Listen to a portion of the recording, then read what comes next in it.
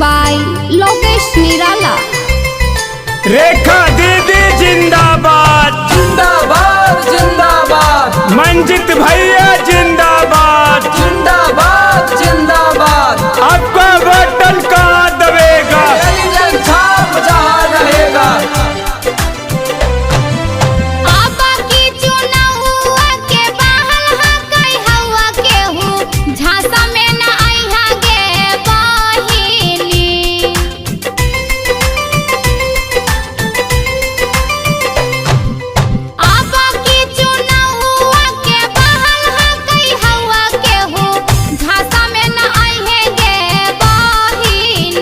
आगे भारी मतों से रेखा दीदी के विजयी बनाई है गे बहिनी। भारी मतों से मंजित भैया के विजयी बनाई है गे चाची। क्यों पड़े हो चक्कर में, कोई नहीं है टक्कर में। क्यों पड़े हो चक्कर में, कोई नहीं है टक्कर में।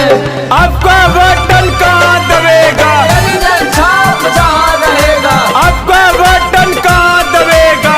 जन छाप जहाँ रहेगा। 2 साल बीतलौ, 3 साल बीतलौ, 5 साल बीतलौ गे बहिनी।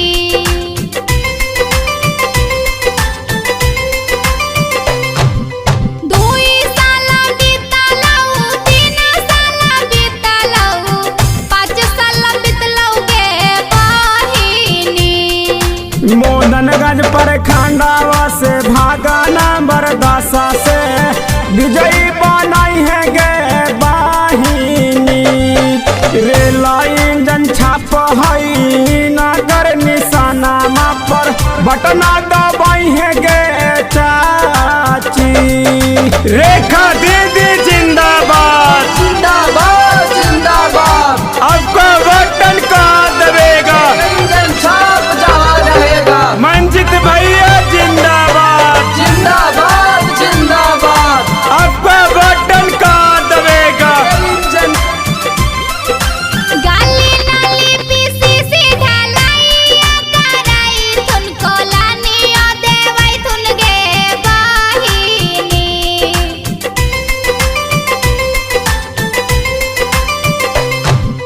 गाली नाली पीसीसी ढलाइया कराई थुन पेंशनमा बनाई थुन गे बहिनी।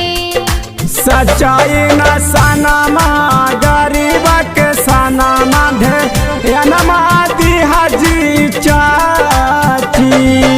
रेल इंजन छाप हई नगर निशाना पर बटना दबाई हाजी चाची। मोदनगंज प्रखंड के जनता जिंदाबाद, जिंदाबाद जिंदाबाद। मोदनगंज प्रखंड के जनता जिंदाबाद। जिंदाबाद जिंदाबाद। रेखा दीदी जिंदाबाद, जिंदाबाद जिंदाबाद। आपका बटन कहाँ दबेगा। कारा विश्वास भौजी कारा थुन विकासवा, गाइए के काहे सोनम गानावा।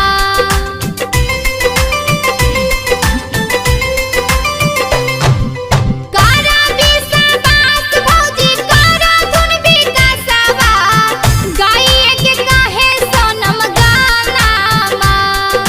सुना चाचा सुना चाची सुना भैया भाभी माना रेखा दीदी के कहानामा। मोदनगंज प्रखंड से जिला परिषद इनके बनई है गे चाची। आबा की चुनावा के बहल हा कई हवा के हूँ, झांसा में न आई हा गे बहिनी।